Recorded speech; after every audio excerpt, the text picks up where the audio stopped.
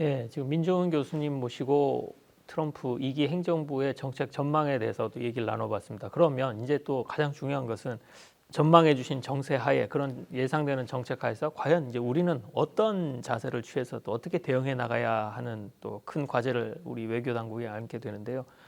그 대한민국 외교의 브레인 역할을 하고 있는 국립외교원에서 또 미국 관계를 연구하시는 학자로서 과연 어떤 식의 대응이 필요할 거라고 보는지 예를 들면 정치 안보적인 측면 말씀을 여러 가지 해주신 정치 안보적인 측면 그다음에 또 경제 안보적인 측면에서 좀 정리를 해주시면 감사하겠습니다.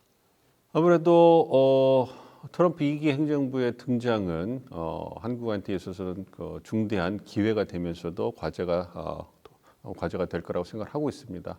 아무래도 그 외교안보 측면에 있어서의 트럼프 그 당선인이 보여주고 있는 거래 중심 동맹관 그리고 거래 중심적 동맹관이 방위 분담금 증액 요청이라든지 여타 어떤 경제적 측면의 말폭탄으로 나오면서 한국이 갖게 될 국내 정치적인 혼란 이런 걸 생각해 본다면 아무래도 많은 대비가 필요하다고 생각하고 있고요. 어떤 경제 통상 부분에 있어서도 대미 무역 흑자국 중에 하나인 한국의 입장에서는 어떤 관세를 무기로 해서 미국의 무역 수지 적자를 줄이려 하는 그 트럼프 2기 행정부의 노력. 그리고 두 번째로 경제안보 측면에서 미국 첨단 기술 분야를 중심으로 해서 미국 중심의 공급망 그리고 중국과의 관계를 단절하려는 미국의 그러한 노력은 아무래도 어떤 반도체나 배터리, 어떤 바이오 부분에서 세계 최고의 제조 역량을 가진 한국에게 미중 사이에서 선택을 해야 되는 거 아니냐 이러한 기로에 설 수 있는 가능성이 더 커졌기 때문에 이에 대한 철저한 대비가 필요하다고 생각하고 있습니다. 그래서 첫 번째로 그 거래 중심적 동맹관에 따라서 방위 분담금을 증액하라는 요청이 올 경우 우리는 어떻게 해야 되느냐 이 부분에 대해서 많은 그 논의가 있고 많은 관심을 받고 있는데요.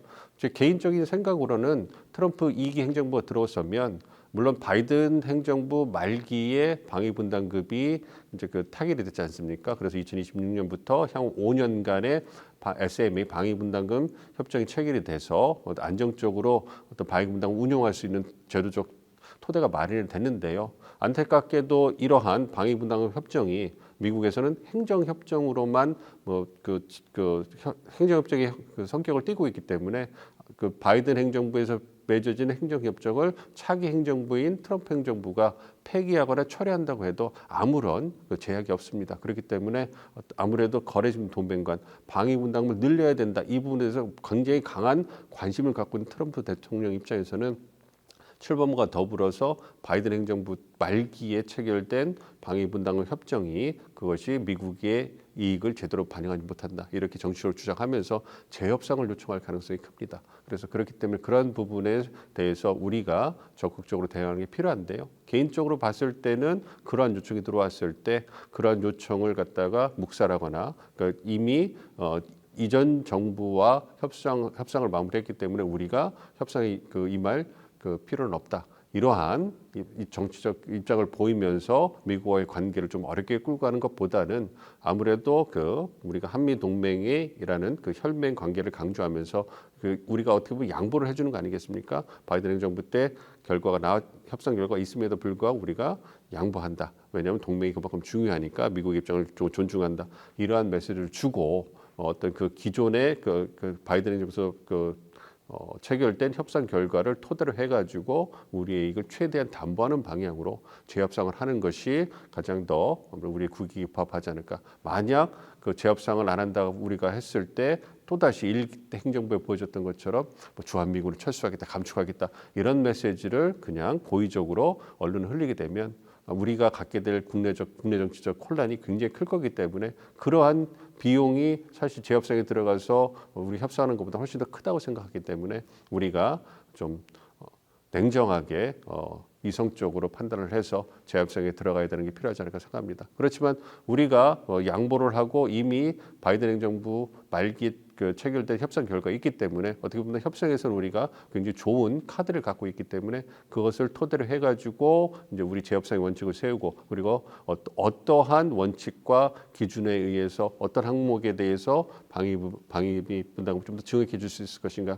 이 부분에 현실적으로 논의를 해서 최소한의 증액으로 막고 이와 더불어서 미국 측에게 어떠한 전략적 주고받기를 할 수 있을 것인가 이 부분에 대해서 우리가 고민을 해가지고 우리의 이익을 조용히 담보하는 것이 필요하지 않을까 이렇게 생각을 하고 있습니다. 그리고 두 번째로 경제안보 측면에서 아무래도 그 관세라든지 어떤 그 여타 무기를 통해 가지고 무역수 적자를 줄이려는 미국 측의 노력이 제가 생각했을 때는 보편적인 기준 관세 10% 20%를 올린다 뭐 이런 얘기도 있지만 이거는 입법 사항이기 때문에 출범 초기에 시간도 많이 걸릴 수도 있고 또 공화당 내에서 반대가 나오게 된다면 그게 그 굉장히 좀 삐걱거리고 불협화음이 나오는 모습을 보여주기 때문에 출범 초기 행정부가 취할 그런 적절한 정책적 스탠스는 아니라고 생각합니다. 그렇기 때문에 입법을 통해서 완전히 미국의 기준 관세율을 변경하는 것보다는 정치적 상징성이 크고 무역수 적자가 큰 예를 들어 철강이라든지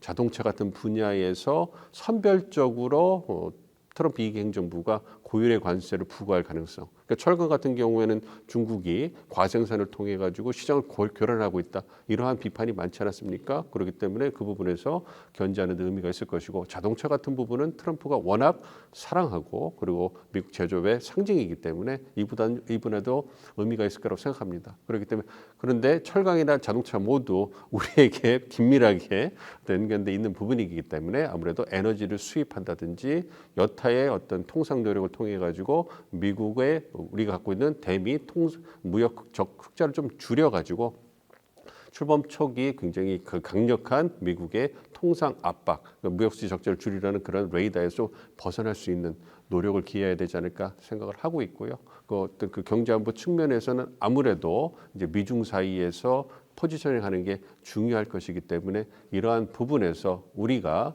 전략적으로 움직일 필요가 있다 이렇게 생각을 하고 있습니다. 그렇기 때문에 아무래도 한미 동맹을 토대로 해가지고 그 우리가 그 우리의 경제적 기술적 이익을 담보하고 있기 때문에 우선적으로 미래 먹거리 산업이라고 할 수 있는 반도체 배터리, 바이오 등 그런 첨단 기술 분야에 있어서 미국과 협력은 불가피하고 꼭 필요합니다. 그렇기 때문에 중국이 뭐라고 하든 여타국가 뭐라고 하든 우리의 경제적 이익을 담보하기 위해서 미국과의 협력을 통해 가지고 우리의 미래 먹거리 산업이라고 할 수 있는 첨단 기술 분야에서의 이익을 확실하게 담보를 하는 것이 필요하고요. 이와 더불어서 중국 시장이 여전히 중요하기 때문에 이 부분에 있어서도 중국과 소통을 통해서 우리의 입장을 전파를 하고 그냥 이해를 시켜야 되는 것이죠. 우리가 미국과의 협력을 증대할 수밖에 없는 이유, 그렇죠? 그 부분에 대해서 그 어떤 그 공감대를 형성해 나가면서 중국 시장을 관리하는 노력을 최대한 해 나가야 되지 않을까 생각을 하고 있습니다. 이와 더불어서 어떤 그 일본이라든지 호주라든지